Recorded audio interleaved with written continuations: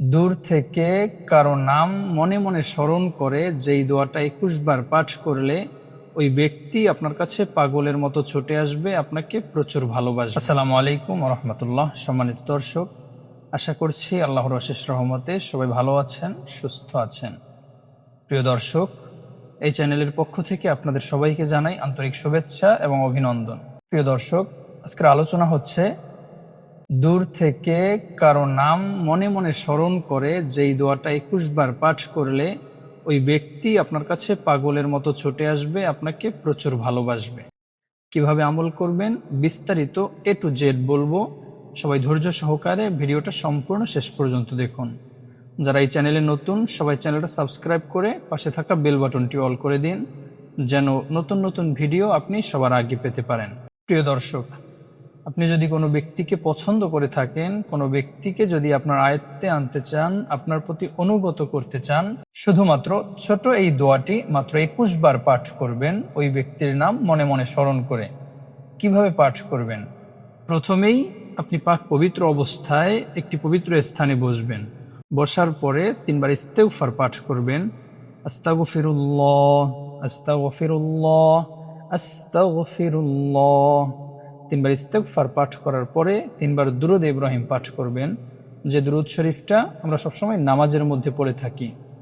আল্লাহুম্মা সাল্লি আলা মুহাম্মাদিন ওয়া আলা আলি মুহাম্মাদ কামা সাল্লাইতা আলা ইব্রাহিম ওয়া আলা আলি ইব্রাহিম ইন্নাকা হামিদুম মাজিদ।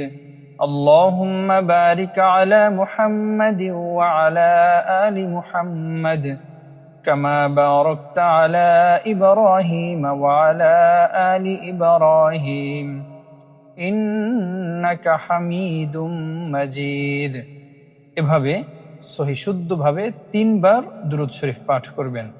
৩ বার দুরূদ শরীফ পাঠ করার পরে ২১ বার পাঠ করবেন বিসমিল্লাহ সহকারে।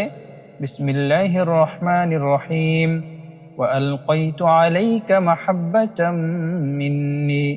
বিসমিল্লাহির রহমানির রহিম ওয়া আলকাইতু আলাইকা মাহাব্বাতাম মিন্নি। যখন এই দোয়াটা পাঠ করবেন, আপনি যে ব্যক্তিকে পছন্দ করেন অথবা যে ব্যক্তিকে আপনার প্রতি অনুগত করতে চান, ওই ব্যক্তির নাম মনে মনে স্মরণ করবেন এবং এই দোয়াটা ২১ বার পাঠ করে নিজের বুকের মধ্যে একটা ফু দিবেন। ২১ বার পাঠ করার পরে একটা ফু দিবেন। এরপরে আবারও ৩ বার দুরূদ শরীফ পাঠ করবেন, আবারও ৩ বার ইস্তেগফার পাঠ করবেন। ইনশাআল্লাহ আল্লাহ তাআলা ওই ব্যক্তিকে অল্প সময়ের মধ্যে আপনার প্রতি অনুগত করে দিবেন, আপনার প্রতি বশ করে দিবেন। আমি যেভাবে বলে দিয়েছি, আপনি যদি ঠিক ওইভাবেই আমলটা করতে পারেন, অবশ্যই আপনার আমলে কাজ হবে। তবে একটা কথা খেয়াল রাখবেন, অনেকেই কমেন্ট করেন, হুজুর আপনার আমল করেছি, আমলে কোনো কাজ হচ্ছে না। সেক্ষেত্রে আমি বলতে চাই, আমি কোনো কবিরাজি করি না, কোনো ওজালিও করি না।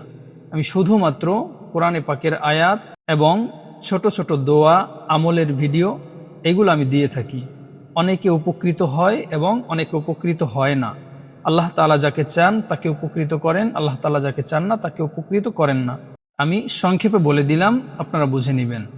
অনেকেই ডাক্তার দেখায়, বিভিন্ন চিকিৎসা করে, সবাই কিন্তু এক ডাক্তারের কাছ থেকে উপকৃত হয় না অথবা সুস্থ হয় না। কেউ সুস্থ হয়, কেউ সুস্থ হয় না। তো সেজন্য কেউ ঘাবড়ে যাবেন না এবং ধৈর্যহারা হবেন না। আমল করতে থাকবেন, আল্লাহর কাছে দোয়া করবেন। অবশ্যই একদিন না একদিন আল্লাহ তাআলা আপনার আমল কবুল করবেন, আপনার দোয়া কবুল করবেন। আমার ভিডিও যদি আপনাদের কাছে ভালো লেগে থাকে, অবশ্যই চ্যানেলটা সাবস্ক্রাইব করে পাশেই থাকবেন। আজকের মতো এই পর্যন্তই। সবাই ভালো থাকবেন, সুস্থ থাকবেন। আল্লাহ হাফেজ। আসসালামু আলাইকুম রহমতুল্লাহ।